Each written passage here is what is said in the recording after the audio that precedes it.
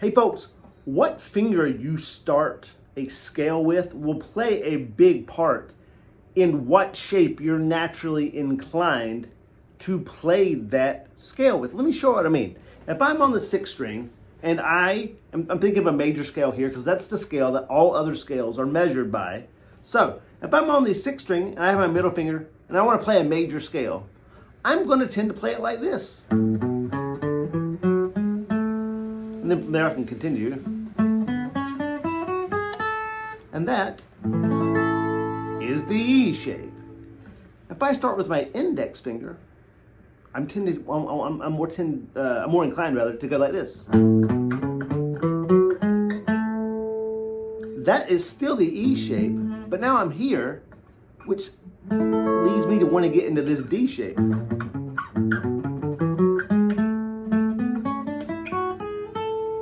And then there's your 3, 4, 5, keep going. So if I start with the index, I merge from the E over to the D shape. Now if I start with my pinky, I'm inclined to play the major scale in the G shape, which is all over here. 1, 2, 3, 4, 5, 6, 7, 1. Then from there, 1, 2, 3, 4, 5, 6, 7, 1. And there is my G shape. Now, of course, we don't usually play that whole shape, but you can see where it is. Now, the thing we're mainly getting at here, I'll state it again. The finger you start with has a big part in terms of where you go. So be mindful of what finger you're starting with. And then if you find something you like, always try to start it again with that same finger. You know, if I go down to play a major scale on the 5th string, it's kind of more of the same, honestly. If I start with the index, I tend to slide. And this is the A shape.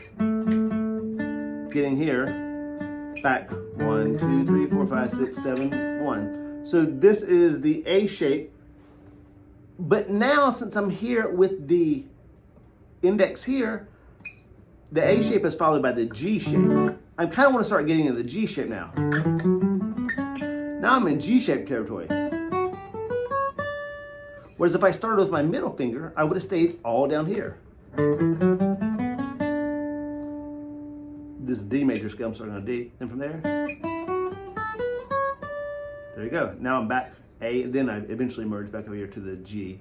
And if I start with my pinky, I'd be playing in the C shape. That's the C shape. So I'm mainly saying this because I see people all the time in guitar lessons starting with different fingers and then getting a little turned around as to how to play the scale.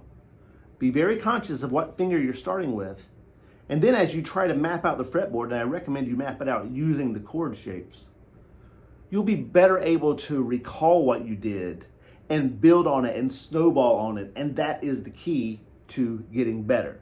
If you're always starting with a different finger and you're always getting different results and it's unreliable, it's hard to build on that.